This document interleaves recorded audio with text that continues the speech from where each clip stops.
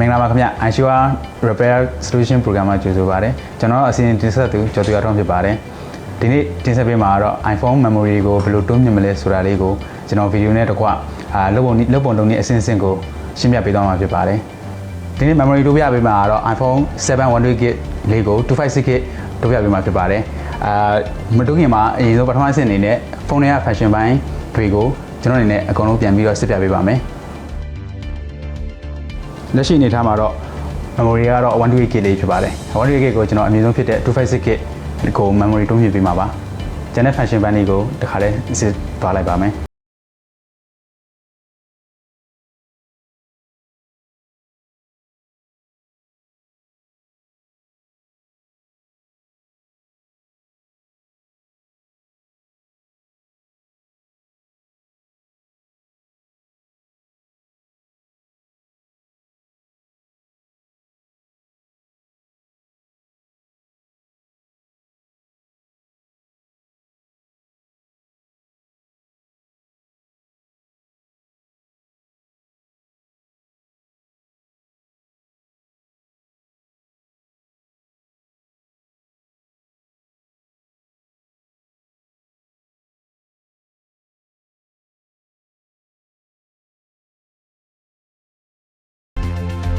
ဒီမှာရှိတဲ့ memory IC ကို 256GB အစားထိုးပြီးတော့လဲပါပါဒီကန်အဖြစ်တော့ channel 3ခုပါတဲ့ဟာကိုပဲရွေးပြီးတော့အဓိကသုံးတယ်ထိတ်ကိုစရှင်းမှာဖြစ်တဲ့အတွက် channel 2မှာကျွန်တော်ပူချိန်ကို230 SP က60ထားတယ်အဲ့ဒါနဲ့အရင်ဆုံးဘေးဘက်မှာရှိတဲ့ထိတ်တွေကိုအရင်ဆုံးစရှင်းမယ်ကဲစကြည့်အောင်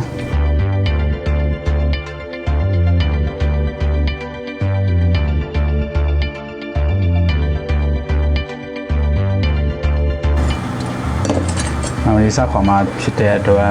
အပူချိန်ပြောင်းသုံးရတော့မယ်အမြဲတမ်းခွာနေကြအဲ့ဒီကနေစပြီးတော့စခွာပါမယ်ကဲကိုစကြည့်အောင် memory စခွာမဲ့အနေထားမျိုးမှာဟီကန်ကနေတစ်ထက်ဒီလိုမျိုး memory ပေါ်မှာအကြာကြီးပြီးလို့တော့အဆင်မပြေပါဘူးmemory ပေါ်ရဲ့အနေထားအကုန်လုံးထောက်လျှောက်ဝိုင်းပြီးတော့ကစားထားတာတော့ကောင်းပါတယ်ဒါမှသာpoint တွေအကုန်လုံးခဲရည်ပြီးတော့မှတူညီပြီးခဲရည်ပြောပြီးတော့ခွာလို့အဆင်ပြေမှာပါ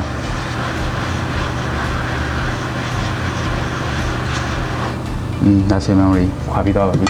ဒါတော့ memory IC 128GB 128GB တဲ့ data အရေးကြီးတဲ့ data အချက်လက်ဥပမာ serial number Wi-Fi address video address တွေကိုဒီ data အဟောင်းတွေကို data အသစ်ခုမှဖြစ်တဲ့အတွက်ဒီ data ကို computer ပေါ်ကိုကျွန်တော်က programming set နဲ့ copy ကူးယူပါမယ် programming set ကတော့ CS7 Plus PCI ဒီ set ကိုစပြီးတော့အသုံးပြုပါမယ်ကဲကိုစောင့်ကြည့်အောင် programming set 77 Plus CS7 ကိုစသုံးမှဖြစ်တဲ့အတွက်အဓိကတော့သူပြတာအဆက်ဒီအောက်မှာရှိတဲ့ G point ရွှေရောင်လေးအဲ့ရွှေရောင်လေးရှိအဲ့ရွှေရောင်လေးဒီဘက်အနီးဆက်သူပြတဲ့အဒီဆက်ဒါအောင်မှန်အောင်ထည့်လိုက်ပြီးတော့စက်ကိုစပိတ်လန့်ပြီးကွန်ပျူတာချိန်လိုက်ပြီးဆိုရင်စပြီးတော့ run လုပ်ရပါပြီ data ကိုစကန်စလုပ်ပါမယ်ဒါဆိုရင်စကန်စလုပ်ပြီးပါပြီသူရဲ့ header ကဘယ်လောက်ကြီးလဲဆိုတာကျွန်တော်တို့တစ်ချက်ပြန်စစ်ကြည့်အောင်ဒါကတော့စစ်တဲ့အနေထားပါဒါဆိုရင်ဟုတ်ပြီသူရဲ့ serial number Wi-Fi address Bluetooth address ဒါတွေကုန်ရှိမယ်သူရဲ့ color ဒီ Jet Plus နောက်ပြီးတော့သူရဲ့ capacity of 128GB ဖြစ်တယ်ဒါဆိုရင်ဒီဘက်မှာလည်းသူရဲ့အချက်လက်တွေအကုန်ပုံနေတယ်ဒီအချက်လက်တွေကိုကနေတစ်ဆင့်နောက် header တစ်ခုကိုကျွန်တော် data transfer လုပ်မှာပါဒါတော့ header အသစ်ဘာမှတော့မလုပ်ရသေးဘူးဒါကိုကျွန်တော်set ထဲ programming set ထဲထည့်ပြီးတော့ server ကန်နဲ့ပြောင်းရေးပြီးအရင်ဆုံး header အသစ်ဖြစ်တဲ့ဆွမ်းနာလို့header အစိမ်းရောင်စာတန်းလေးမပေါ်တော့ပါဘူး header အသစ်ဖြစ်တဲ့ new header partition တွေဘာမှမလုပ်ရသေးတဲ့အတွက်အရင်ဆုံးကျွန်တော်ကန်နဲ့အရင်ဆုံးပြောင်းမယ်ကန်နဲ့ပြောင်းမယ်ဆိုကျွန်တော်သုံးမှာက iPhone 7 အတွက်ဖြစ်တဲ့အတွက် iPhone 7 Jet Plus အရောင်ဖြစ်တယ် Jet Plus အရောင်ဖြစ်တယ်ပြီးတော့ model number ကရှိသေးတယ်ဆိုရင်ကျွန်တော်ပေါ်ကြီးလေးခဏယူမယ် model number က A1778 ဒါဆိုရင်ကျွန်တော် Jet Plus A1778 ဒီကောင်လေးရွေးနိုင်မယ်ရွေးပြီးသွားရင်ကန်နဲ့ပြောင်းလိုက်တဲ့ဒီတဲ့ data ရှိတဲ့ဟာတွေကိုအရင်ဆုံးဖြတ်ချပြပါမယ်ဒါဆိုရင် data တွေချက်လက်တွေအကုန်ဖြတ်ပြနေတာပါ data ဖြတ်လို့ပြီးသွားပြီဆိုတာနဲ့7ကန်နဲ့ပြောင်းရေးပါမယ်ဒါဒီ7ကန်နဲ့ပြောင်းရေးနေတာပါဒါကလည်းပြောင်းရေးပြီးသွားပြီဆိုတာနဲ့သူရဲ့ information data ချက်လက်တွေတစ်ချက်ပြန်စစ်ကြည့်အောင်ဒါဒီ iPhone 7 ကန်နဲ့ပြောင်းရေးထားတဲ့ header iPhone 7 header ဖြစ်သွားပါပြီဒါပေမဲ့ဆွနာက data header အဟောင်းကိုကျွန်တော်တို့ဒီထဲကိုမထည့်ရသေးဘူးဒါဆိုရင်ထည့်ဖို့အတွက် data ကို backup မလုပ်ဘဲနဲ့စကန်ဖတ်ပြီးတော့ပဲဒီပေါ်နေလှန်ထည့်မှာပါ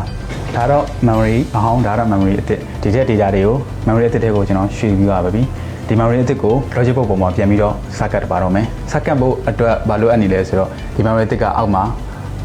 ရိုး point တွေပဲရှိပါသေးတယ်အရင်ဆုံးဒီကောင်ခဲအရင်ဆုံးစပေါ်ပါမယ်ကဲခဲပေါ်လိုက်အောင်ခဲပြန်ပေါ်တဲ့နေရာမှာဒုက္ခပေးတာမျိုးတွေမျိုးတွေ့ဘူးတယ်ကြုံမှုတယ်နောက်တစ်ခုကခဲတွေခုန်ထွက်သွားတာမျိုးခဲစီများပြီးတော့ရှန်ထွက်သွားတာမျိုးအဲ့ဒါမျိုးတွေအများနဲ့တွေ့ဘူးတဲ့အတွက်ခဲကိုကျွန်တော်အများနဲ့ခဲစီထုတ်ပြီးတော့အများနဲ့သုံးပြီးတာများပါတယ်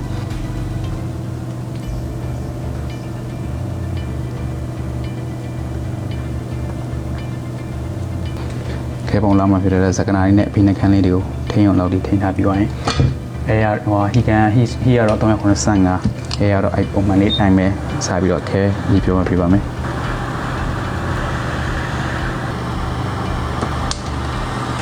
ဒါဆိုရင်တော့ခဲ follow ပြီးပါပြီခဲလုံးလေးတွေကသူ့အနေထားလေးကဒီလိုအနေထားမျိုးလေးပုံမှန်တိုင်းဖြစ်သွားပြီဆိုရင်ဒါဆိုရင်တော့ပြန်ကက်လို့ logic board မှာပြန်ကက်လို့ရပါပြီထိပ်လေးစားရှင်းမယ်ထိပ်ရှင်းဖို့ကြတော့ flat လေးနဲ့သုံးဖို့တော့လိုပါမယ်ထိပ်ရှင်းရမှာတတိထားမှာတော့အားနဲ့ဖိပြီးတော့တုံးလို့တော့မရပါဘူးဒီနေထားမှာပဲအချိန်လေးနည်းနည်းလေးပို့ပေးရတာပါ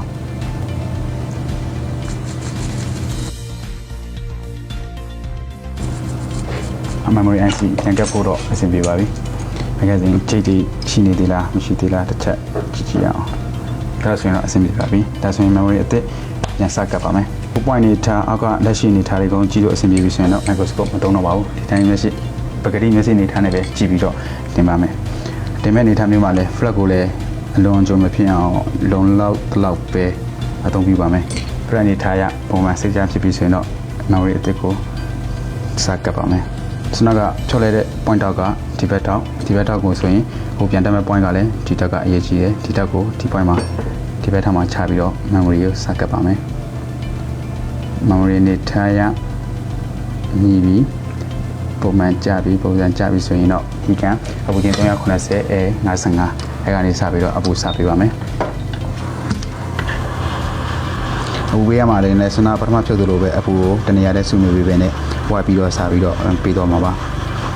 ခဲပြောမဲ့အနေထားတစ်ခုရောက်ပြီးဆိုရင်တော့ IC ကကတ်သွားတဲ့အနေထားမျိုးဖြစ်သွားပြီဆိုရင်တော့ရပါပြီဆက်တော့ microscope မှာတစ်ချက်စောင့်ကြည့်အောင် iPhone 7 Plus logic board ပေါ်မှာ memory အသစ်ကိုကတ်တာတော့အောင်မြင်စွာပြီးဆုံးသွားပါပြီဒီ logic board ကို body ထိုင်ထဲကိုစပြီးထည့်ပြီးတော့ OS ကိုစပြန်တင်ရပါမယ်ဘာလို့ body ထဲကို logic board စပြီးတော့ထည့်တော့ပါမယ်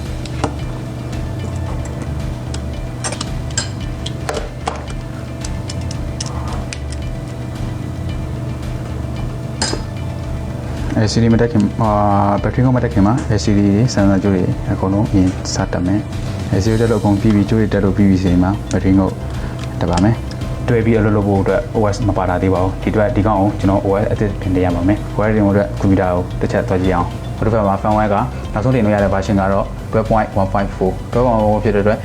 firmware စပြီးတော့ကြည့်ကြည့်အောင်ပါအဲဆိုတော့ firmware ရေးတာပြီးဆုံးသွားပါပြီဒါဆိုရင်တော့ပွင့်လာပါပြီ